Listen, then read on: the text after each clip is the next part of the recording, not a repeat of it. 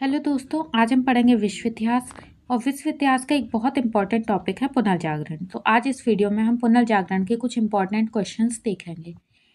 Video start करने से पहले मैं आपको एक बात बता देना चाहती हूँ कि ये जो वीडियो है ये उन लोगों के लिए काफ़ी हेल्पफुल है जिन्होंने पुनर्जागरण के टॉपिक को पढ़ रखा है। यदि आप पहली बार इस टॉपिक को पढ़ रहे हैं तो आपको समझने में थोड़ी सी दिक्कत होगी, क्योंकि ये डिटेल वीडियो नहीं है। इसमें केवल हमने वन लाइनर फैक्ट्स रखे हैं ताकि क्विक रिवीजन के लिए, ताकि जो लोग इस टॉपिक को पढ़ चुके हैं और वो सिर्फ एक बार उसका रिवीजन करना चाहते हैं तो उनके लिए ये वीडियो काफ़ी हेल्पफुल है।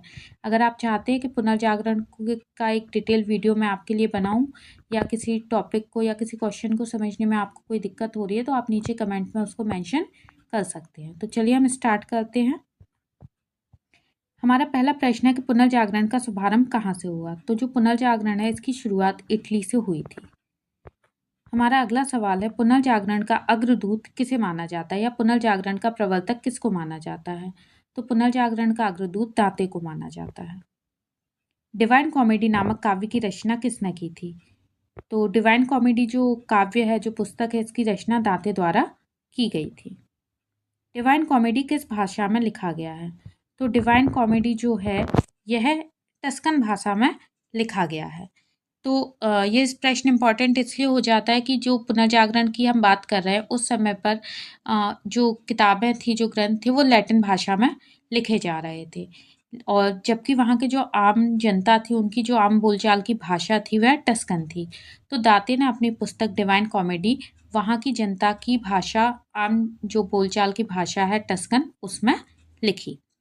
अगला प्रश्न है, इस पुस्तक में दांते ने किसका वर्णन किया है। तो इस पुस्तक में दांते ने स्वर्ग और नरक की एक काल्पनिक यात्रा का वर्णन किया है। हमारा अगला प्रश्न है, मानवतावाद का संस्थापक किसे माना जाता है। तो मानवतावाद का संस्थापक पेट्रोक को माना जाता है। पेट्रोक कहाँ का निवासी था। तो जो पेट्रोक है वह भी इटली के निवासी थे। आधुनिक राजनीतिक दर्शन का जनक किसे माना जाता है। तो आधुनिक राजनीतिक दर्शन का जनक मैकियावेली को माना जाता है। हमारा अगला क्वेश्चन है, मैकियावेली की प्रसिद्ध पुस्तक कौन सी थी। तो मैकियावेली की जो प्रसिद्ध पुस्तक है उसका नाम है द प्रिंस। यहाँ पर हम एक फैक्ट और याद रखेंगे कि आप सभी ने कौटिल्य का नाम सुना होगा। कौटिल्य, या जिन्हें हम चाणक्य के नाम से जानते हैं, जो चंद्रगुप्त मौर्य के प्रधानमंत्री और उनके गुरु थे। तो कौटिल्य की एक पुस्तक है जिसका नाम है अर्थशास्त्र। तो कौटिल्य की जो अर्थशास्त्र पुस्तक है उसकी तुलना मैकियावेली की द प्रिंस से की जाती है। तो यहाँ पर हम ये दोनों फैक्ट याद रखेंगे। हमारा अगला क्वेश्चन है, पुनर्जागरण की भावना की अभिव्यक्ति किन कलाकारों की कृतियों में मिलती है।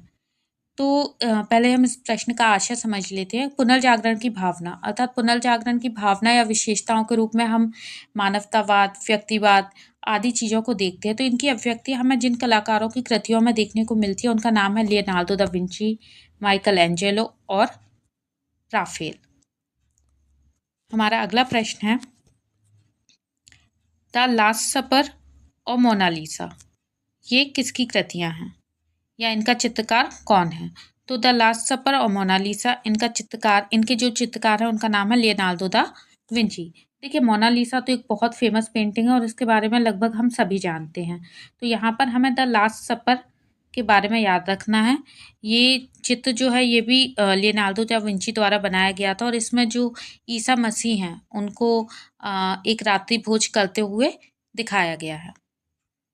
अगला प्रश्न है, द लास्ट जजमेंट एवं द फॉल ऑफ मैन किसकी कृतियां हैं। तो ये दोनों जो कृतियां हैं वो माइकल एंजेलो की है। हमारा अगला प्रश्न है, पुनर्जागरण में चित्रकला का जनक किसे माना जाता है। तो पुनर्जागरण में जो चित्रकला का जनक है वह जियाटो को माना जाता है। पुनर्जागरण काल का सर्वश्रेष्ठ निबंधकार कौन था। तो पुनर्जागरण काल का सर्वश्रेष्ठ जो निबंधकार है वह फ्रांसिस बेकन को माना जाता है। यहाँ पर देखिए, फ्रांसिस बेकन जो थे वो इंग्लैंड के निवासी थे। इनको याद रखना है क्योंकि अभी जो हमने ऊपर 2-3 फैक्ट पढ़े थे उनमें जो निवासी थे वो इटली के थे, जबकि फ्रांसिस बेकन कहाँ के निवासी हैं, इंग्लैंड के। हमारा अगला प्रश्न है, द प्रेज ऑफ फॉली के नामक पुस्तक किसने लिखी। तो द प्रेज ऑफ फॉली नामक जो पुस्तक है वह इरास्मस द्वारा लिखी गई है। इरास्मस, और ये जो थे ये हॉलैंड के निवासी थे।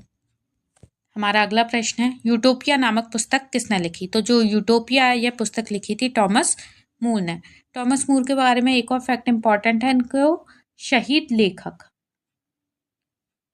इनकी पुस्तक का नाम हम याद रखेंगे, इनकी पुस्तक का नाम है यूटोपिया और इनको शहीद लेखक के नाम से जाना जाता है। हमारा अगला प्रश्न है, जर्मन भाषा में बाइबल का अनुवाद किसने किया? तो जो जर्मन भाषा है उसमें बाइबल का अनुवाद किया था मार्टिन लूथर ने। अगला प्रश्न है, रोमियो एंड जूलियट किसकी कृति है? तो आप सभी ने शेक्सपियर का नाम सुना होगा, बहुत ही महान लेखक रहे हैं और इनका ही एक नाटक है रोमियो एंड जूलियट। अगला प्रश्न है, शेक्सपियर कहाँ का निवासी था? तो जो शेक्सपियर है वह भी इंग्लैंड का निवासी था। हमारा अगला प्रश्न है, सबसे पहले किसने बताया कि ग्रह सूर्य के चारों ओर किस प्रकार घूमते हैं? तो ये जो है कि सारे ग्रह जो सूर्य की परिक्रमा करते हैं, इनके बारे में सर्वप्रथम जानकारी केपलर ने दी थी। हमारा अगला प्रश्न है, गुरुत्वाकर्षण का नियम किसने पता लगाया? तो गुरुत्वाकर्षण का नियम न्यूटन द्वारा दिया गया था।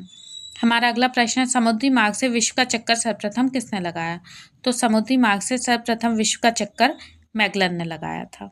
हमारा अगला प्रश्न है, कुस्तुनतुनिया का पतन कब हुआ? तो कुस्तुनतुनिया का पतन 1453 में हुआ था और कुस्तुनतुनिया जो है वह एक पूर्वी रोम साम्राज्य की राजधानी थी। पूर्वी